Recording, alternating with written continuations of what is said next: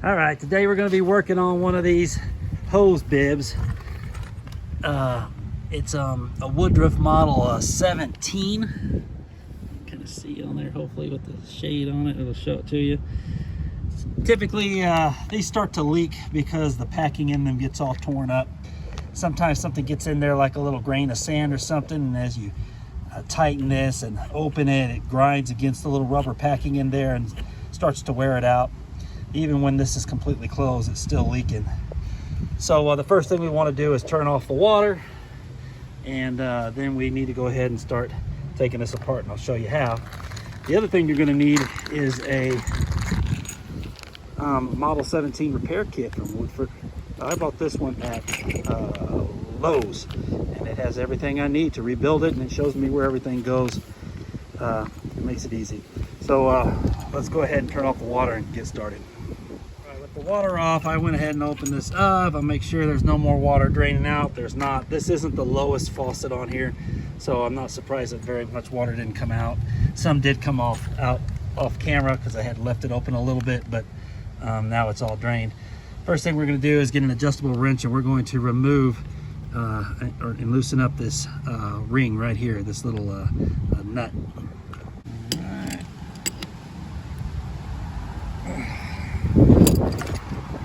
Get off there. And once this is all the way out, you'll see that there's a little gap there. Then you go ahead and like completely open this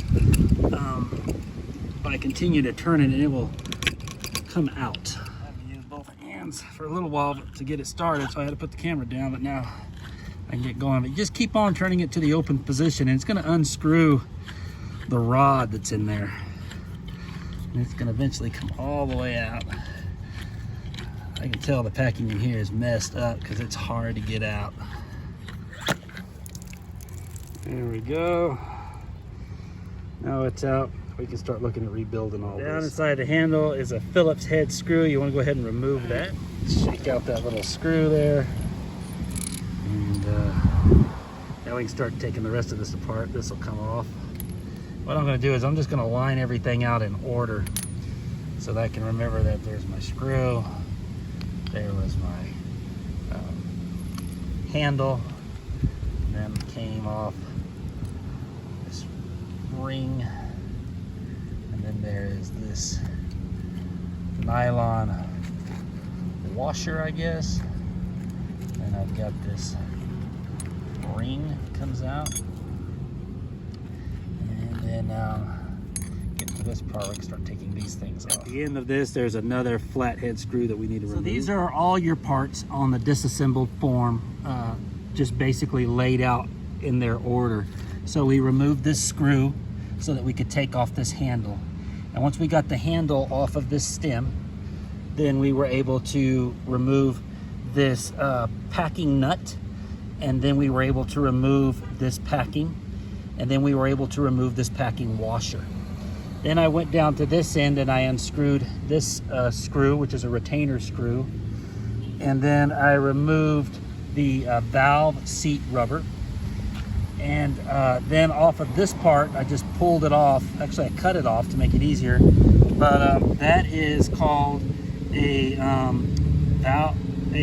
check valve. That part right there that was cut off. In your new parts, you're going to have two check valves, by the way. One is beveled and one isn't. And since mine wasn't beveled to begin with, this is the old one, it resembles this one. That's the one I'll use. So over here, I've lined up all the new parts the same way. We got the screw that was the same as the old screw, a new handle. I've got the new packing nut, which this is the old packing nut, and this is the new one. And then a new packing, and the packing can be installed in either direction, it says. So this way or this way. Then I got the packing washer. There's the old packing washer. That's all gonna slide on here. I'm going to use this new check valve, and then I'll use a new valve seat rubber and a new retainer screw. Let's get it assembled. Start with my check valve first. Comparing the two check valves, this is my old one, so it resembles this one the most, so I'll put that on first. It's going to get put on right now, and it's going to go in this direction. Slide that up, and then I'm going to make it go over that lip by just pushing it up evenly on it so that it seats on there properly. Next, I'm going to put in this little rubber valve. It's going to go in with the beveled end facing the rod. So the flat end will be facing out. So it'll go in just like that. I apologize, it's the flat end that goes in first. The flat end that goes in first. So it's going to go in kind of like this. Oh, it flipped over on me. If I can get to go in flat end first. You know what? I'm going to need both hands for this. Let me turn that around. There we go. Got it in, beveled in, facing up. Now I'll put in my retainer. Okay, with my retainer screw in, I just tighten that down till it's kind of snug. This is still a little wobbly on the end, which is fine. Then I'm going to go ahead and put on my packing washer. Now with my packing washer on, I'm going to put on my packing. Again, this can go either way. Now I'll go ahead and put on my packing nut.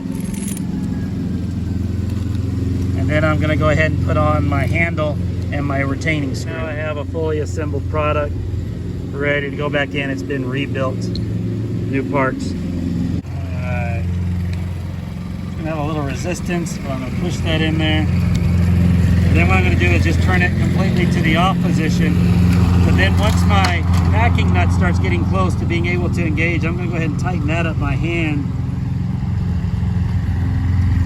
And then I'm going to tighten it further with my wrench.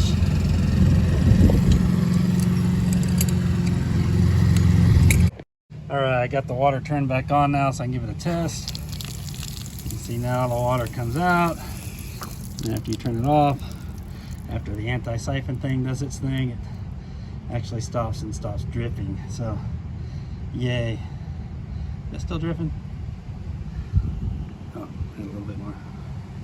Yay, no more leaks. So, job done. I'm going to go ahead and pop this off now and replace it. Okay, to get the top of this relief valve off, you're just going to basically work around the edge with a flathead screwdriver until it pops off. This can be a little stubborn. I ended up having the most success using a pair of channel locks like this and just getting it on there and rotating it very slowly until it came off. And you can do this with the water on, by the way, as long as the water's not on here. I mean, you can have water on to the house. And then you've got this little valve that's going to get replaced. So we're going to take our 3 pieces over here. And I've got my new pieces here, here, and here. So there's that old piece, old piece, old piece. We're going to put up the new pieces, and it's going to go in pretty easy. I'll show you how to do that. Oops. You want the stem on this little sealing valve to just kind of sit straight up like so, and then this is going to screw in over it so that that stem goes in that center hole. I guess that's what keeps it kind of centered. You do not have to gorilla torque this thing. You can just put it on pretty much hand tight. I'm gonna go ahead and open this and see what happens. Yeah, if it's sealing, as pressure comes through it, then it opens to relieve, let air in when there's no pressure behind it. And then this will just go right up on top by just pushing it in, and rotates freely. You just secure this with some screws eventually. But this part of the job is done. Please like and subscribe to this channel. It helps me get, the more subscribers I get, the more income this little channel will produce, and that really helps me out. Maybe I can get to Belize. Thank you for watching.